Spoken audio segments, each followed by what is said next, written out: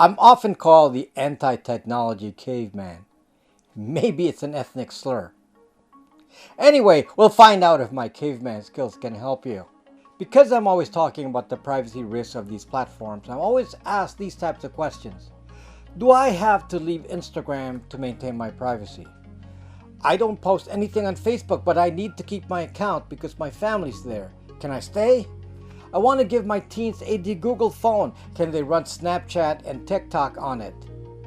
Guys, I'm not going to dissuade you from using all social media, but you have to get an understanding of what the privacy issues are and why you should be concerned. And there is actually a way to make your experience more private if you plan it out and on select platforms. So spoiler alert, there are actually ways to make your social media experience safe for you and your family. However, you all have to understand that you have to make choices.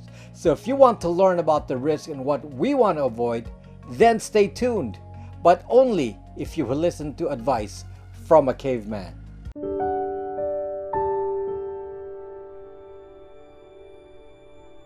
I'm on the platform Odyssey.com, and now I'm one of the top creators on there. Just for insurance, in case I get the platform, please follow me there using the link in the description. I have a VPN service, BytzVPN. My company also sells the Google phones and VPN routers. These products are made to make your identity disappear on the internet. And hopefully this video will explain why these products are important. If you're interested in them, they are on my app BraxMe. The link is in the description. Before I explain specific approaches, we need to start with a framework. If you understand the dangers of social media, you will start to see what approaches will work best for you and your family and what won't. Now, the young parents getting their kids' phones from as young as 9 or 10 years old and letting them operate with social media are pretty dumb parents as far as I'm concerned. Reminds me of the guy that made a comment on my last video saying the really repetitive line now, and I quote, "You are so paranoid, my friend. This is technology. It's not going away. Ever. We're moving forward. You're living in a cave." Yes, I'm going to also say that this type of response is pretty much the same as the parent giving the phone to a little kid. This blind belief that everything in technology will be fine is truly the death knell for future generations, especially for those kids exposed to social media at 9 to 10 years of age. First, let's state the clear dangers from a caveman's point of view, of course. Number one, the internet is permanent. I don't know why this is so hard for people to understand. I've been saying this over and over and over, and yet people have argued about their relationships on social media wide open for everyone to see, or do stupid things that will eventually be seen by some future employer, like badmouth a prior employer, or show yourself behaving in an unseemly manner with wild parties, or even being in bed with a partner, or argue about politics out in the open, or use a cigar, which is great for future insurance applications. I can think of many more things, but the point is that because the internet is permanent, whatever you post on there will be used to judge you. Employers will often demand to see your social media accounts. Employers can search for your social media posts using paid sources. Companies I call social media aggregators, very well known to cavemen. Every post you make will haunt you for the rest of your life since you can never delete it. So why would you encourage a young kid to start making mistakes early since they cannot judge what is appropriate to put on social media? I've seen things like posting sexual encounters, talking about being raped, ex-spouses attacking new spouses, and calling each other names, posting romantic photos and videos ready to be seen by the future spouse and future kids, sexting, all in public. We might as well air this on Bravo channel together with Real Housewives of Beverly Hills. And I've seen a stupid parent give a 12-year-old girl a phone, and she started to use the live stream app Periscope. And then the many creeps on social media encouraged the little kid to take off her clothes. Young parents feel that their kids will not be considered cool in school if they don't have a phone and a social media account. So they want to start as early as possible. Or maybe they think their kid could be the next TikTok star and make big bucks. People, These parents are showing their insecurities, and they're taking it out on kids who have no idea of what the implications of a permanent internet are. Bullying online, online shaming, body shaming, so many things that kids can do in real life are amplified on social media where even more people are able to see what's being posted. And it's bad for both the ones doing the bullying because the evidence is there forever, and it is bad for the bullied kids because they feel a greater embarrassment and a permanent one. And this has affected many kids, some who have committed suicide because of it. It is not the kid's fault. It is the parents' fault. This type of person that calls me a caveman. It is the same parent that does not understand the implications of a permanent zucking internet. Whether you're a kid, a parent, or a single adult, you must operate under the assumption that the internet is permanent. Number 2, identity. The reason kids get attacked by other kids in school or why people air personal disputes online is because the world knows who you are. You put your real names on there and everyone can then find you specifically and see what's being said about you. If you are on a social media platform and no one knows your real name, who can attack you? And what attack would stick? Even if some people knew who you were, as long as someone doesn't dox you and reveal your real identity, there can't really be any significance to any attack. And many platforms now will immediately terminate the accounts of anyone doing any doxing. Yet we are all encouraged to put our real names on social media. Encouraged by Zuck. In a middle school, I know some kids who were told to build websites with their real name. And then they were told to write personal things about their families, including information like full names and addresses and family histories, and not always perfect histories. Kids were being told to do this by their teacher. And then afterwards, they forgot their passwords. They don't know how to get back to that website. That teacher deserves to be shamed for another act of stupidity. Now those kids that have made these websites are now in college, and they don't have access to those websites where they basically dox themselves and their families apparently forever. And those parents are asking me how to get rid of those websites, and the answer is there's no way. A Chromebook is basically tied to a Gmail account with the full name of the kid in school, and then this account is also used later on to join social media. Then they are encouraged to use Google Drive, Google Photos, Google Docs so that Google can get a full sense of their identity at the age of 10. Oh yeah, I'm the caveman. I don't understand tech, apparently. Number 3, your data is sold. I mentioned that your internet data, especially what you put on social media, is permanent. And I also mentioned that it will be tied to your identity if you use your real name, as most are encouraged to do. Well, third parties called social media aggregators collect this internet data about each and every one of you from childhood and store it and sell it as identity data. This is the data sold to employers, for example. There are so many companies that scour the internet and collect this data. Spokeo, Axiom, Intellius, People Finders, MyLife, VinVerified, and so on. There are so many of these companies. Go search your real name and find out what's being collected about you. You will find, by the way, that a lot is behind a paywall. And the reason they can do this is that most of you use your real name and often some other consistent identifier like a city, email, and phone number, and now that is the index to your data. Easy for anyone else to find now and forever. What most people fail to understand because they jumped from living in a cave to getting an iPhone is that it doesn't matter that you later delete what you post in social media because a copy of it will have been made.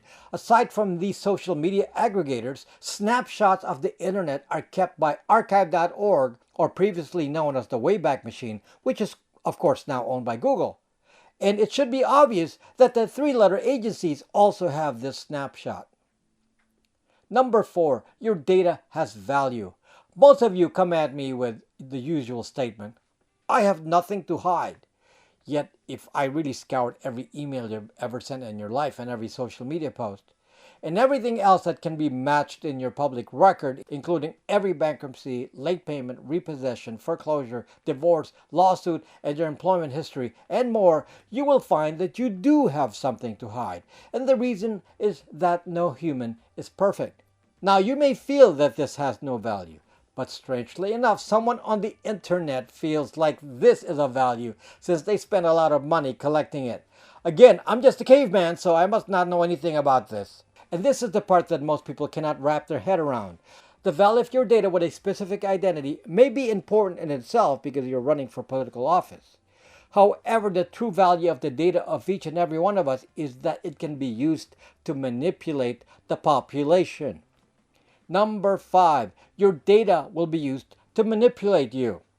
This is the part that most people don't truly understand because their understanding of technology is the same as little babes. They just play with the toy while the evil genius controlling it just laughs all the way to the bank. Believe it or not, companies like Google, Facebook, and Palantir have a profile of each and every person that they can index by identity, and that profile identifies your behaviors. Google calls this grouping as federated learning of cohorts, or flock, which is used to identify each individual and puts them into subgroups. You will be sorted by political belief, financial status, personality, and so on. The intent, of course, is message targeting. Of course, Facebook has similar cohort grouping, and so do other companies I will mention later. You will be told what to believe. I already have a specific video explaining how this is currently being used to change the internet for certain groups on the right. This will be used for any group that can help these big tech companies profit. It can be used to manipulate ideas, manipulate the stock market, manipulate elections, manipulate money, which of course is the end goal of all of this. Those who think I'm living in a cave apparently don't understand the purpose of that data mining by multi-billion-dollar companies like Palantir, who apparently find a lot of value in this data. Let me stop here. My point is that if you understand the threat, the solution is near at hand. And the solutions are actually quite simple. Solution number 1, guard your identity. This means if you go to Twitter and you don't use your real name, and you don't use an email with a real name, and you don't use a long-term phone number, then your identity is meaningless. Same with YouTube. If you are here without your full name, and you have some unimportant Gmail that wasn't linked to your Chromebook when you were in school, then your identity would be safe too. Once your identity cannot be indexed, the result is that any data collected on you will also end up not being indexed. So a future employer cannot find your data. A person you know cannot attack you openly. You will not care if anyone bullies you. You will feel free to talk about politics or uncommon ideas because it can't be pinpointed to you with your home address. This, in plain talk, is how you become safe on social media. And this has implications. The implication is that certain platforms are a no-go. Some platforms must be eliminated permanently. And the reason is that some platforms are deeply tied to an identity. Primarily this involves Facebook and other Facebook-owned properties like Instagram and WhatsApp. If you don't have a Facebook account and WhatsApp account, and you only used Instagram, it is possible to use it without your real name. But once you are in the realm of Facebook, they will capture your identity in no time and match it to your real identity. Facebook has so much technology to search out connections of people. So the answer is that you must not have any Facebook, Instagram, or WhatsApp.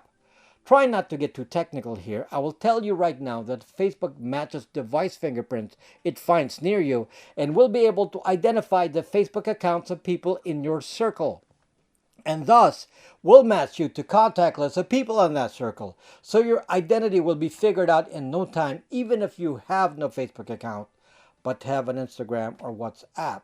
So any of the Zuck properties will truly Zuck you. It's all in their terms of service and data policies if you actually read them. There's absolutely no privacy at all, and your data is ultra permanent. There's nothing you can do to salvage this. Some people will change their name on Facebook, but actually the old name is linked to the new name, and you can still search and see the connection, so it will just make things worse. Your identity on Facebook is crowdsourced and crowd-verified with facial recognition to boot. To summarize, there can be no possible safety in social media with anything related to Zuck. So this is a big no-no. If you want to continue using Facebook and Instagram, then I have no solution for you. You can go back to calling me a caveman for suggesting you leave those platforms. I can't help you. Now, on the other social media platforms, as long as you are old enough to use them, meaning as an adult, then you just need to take certain precautions to keep your data safe. One, if you have a professional social media account that you use for business, do not mix it with your personal social media. Have 100% separation at all times, but only business talk in business locations and business photos. Number two, do not upload contact lists to social media platforms. A contact list can be used to identify you. Contact lists collected from your friends will be matched against your contact list. Your phone number, email, and possibly even a home address may already have been uploaded by someone you know to some social media platform via their contact list. So you will be zucked even if you don't upload a contact list yourself. However, do not make it worse. And you can evade the impact of other people's contact lists if you listen to my other advice after this. Number three, emails. Do not use emails with your real name on social media. Create some separation between the limited real-life data you will put on the internet and social media. Since the information will be indexed by an email address, at least that's one of the indexes, then even if you use an alias, the social media aggregators will be able to match data by email address. Again, an email address is often found in other people's contact lists and matched to your real name. Number four, phone numbers. Do not use the same phone number for social media two-factor authentications. Most apps nowadays ask for your phone number. Supposedly, this is to allow you to recover your accounts. However, your social media accounts can be matched by phone numbers, even if you use different emails and names. So this requires some planning. You may need another way of two-factor authentication, like a YubiKey or a one-time authenticator like Google Authenticator or Authy, or have a temporary phone number used only for texting. Also, to reiterate, your common phone number will be found in the contact list of people you know who have uploaded it to different platforms. Number five, photos. Be careful with your photos. Photos have EXIF data, which reveal things like device fingerprints and locations. This can be used to match different social media accounts as well. And this is often the case. Kids will wind up with multiple social media accounts and show their best poses on their pics. And then they will use the same pics on all the accounts that have different names. Well, I'm just a caveman, but even in caves, we've heard of these things called Google reverse image search, where you can search where particular photos were used. So be smart with this, please. In general, introduce enough vagueness in your photos so that facial recognition fails when you want it to fail. You know, like use masks and sunglasses. Or use pictures from the internet that are not yours. Anyway, I'm just introducing the problem here. I can't cover all the possible scenarios, but if you have a professional page with the same face, then of course your attempts at hiding your identity will fail. Did I mention LinkedIn? LinkedIn is just as bad as Facebook because it's tied to a real identity and employers force that on some of you. So that's another reason for photo separation, since otherwise your LinkedIn account can be pulled up from the same photo. Number six, use a VPN. Another part that identifies you and recorded by Google and Facebook, for example, are your IP addresses. So if you have multiple accounts with the same IP address, they make the assumption that it is you posing as someone else.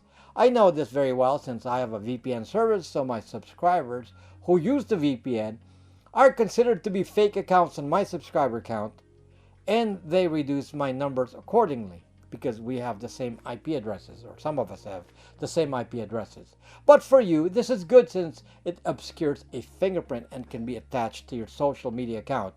A VPN will hide your real IP address. I'll stop here with the tip since I didn't want this to get too technical. I have other videos that really dig into the advanced techniques on identity management, disinformation, and other specialized approaches for the more advanced caveman. So I hope you watch those other videos. To summarize, billions are being spent on companies like Palantir and Jigsaw by Google, and many others which are specialized companies intent on using your social media data for manipulation. Again, I'm just a caveman, so I must think these big tech companies are so dumb to waste so much money on collecting data from those with nothing to hide. Such a waste of time and money, right? Oh yeah, I'll hear the response. It's about advertising, you dumbass. Interesting point. Except Palantir or Jigsaw are not into advertising. They're into government contracts, financial company contracts, and politics. Thank you for watching. See you next time.